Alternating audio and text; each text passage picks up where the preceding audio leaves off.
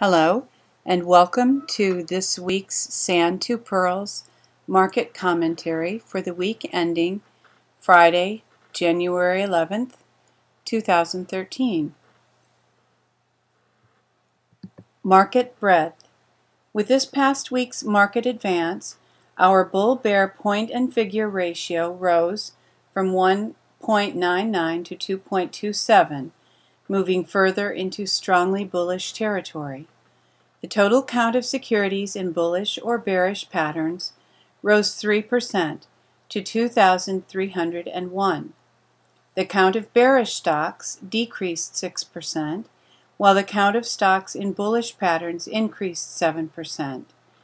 The Sand to Pearls P&F Market Breadth Summary Chart shows us a market now 4 consecutive weeks in bullish territory. Paid subscribers have access to the Excel data from which the chart is generated. You may become a subscriber by going to S2P and clicking on the Membership tab. There is available a 2-week free trial subscription for those who are interested. The well-known market breadth indicator, the Nasdaq McClellan Summation Index, rose 139 points for the 7th rise in 16 weeks.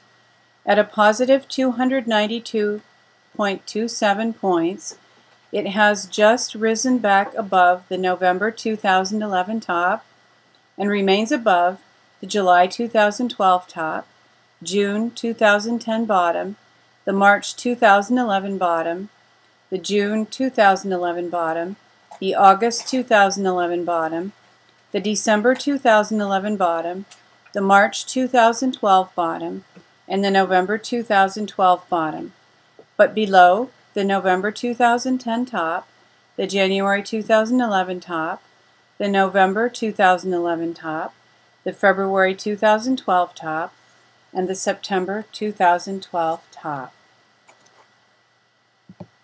Volume analysis.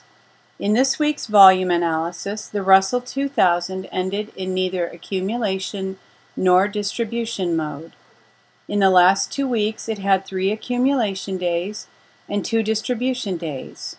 Of the other indexes, both the S&P 500 deposit receipts and the Diamonds Trust ended in neither accumulation nor distribution mode.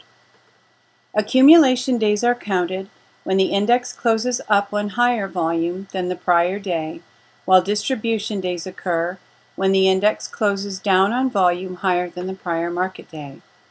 Last week also, the Russell 2000 ended the week in neither accumulation nor distribution mode. Momentum. The CCI 20 daily began a Woody's uptrend 6 weeks ago. It recently dropped below zero for 4 days, but continues now well above the plus 100 without presenting a valid zero-line reject signal within the plus or minus 50 range. In Woody's CCI trading system, 6 consecutive bars above or below zero are required for a change of trend. The weekly CCI 20 of the Nasdaq Composite Index began a Woody's downtrend 6 weeks ago, while the daily CCI 20 began a Woody's uptrend 6 weeks ago.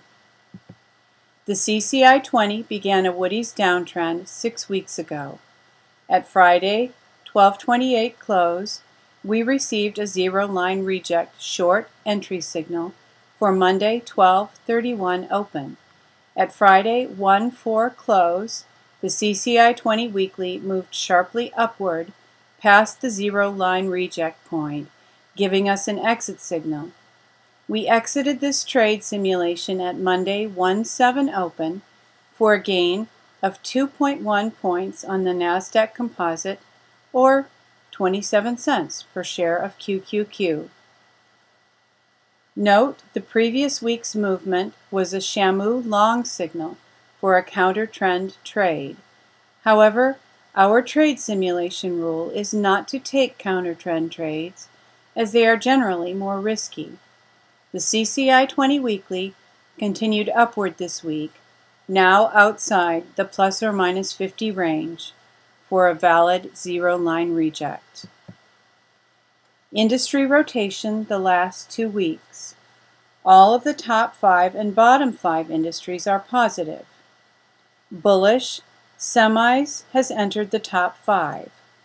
Gold and silver has entered the bottom 5. The S&P retail has left the bottom 5. Internet and comp tech have left the bottom 5. Bearish, oil services remains in the top 5. Disk drives continues to lead the bottom 5. Brokers, banks, and networkers have left the top 5. Our focus this week is the $1 trillion coin idea, which, according to this article, is dead. The real and unstated reason being that as a debtor nation, the United States cannot control the terms of debt repayment. Interesting thoughts. I hope that you consider some possibilities of change in our country, and I hope that you have a great trading week. This market commentary was respectfully submitted by Donald L. Pearl Jr. and read by Cynthia Pearl. Happy trading!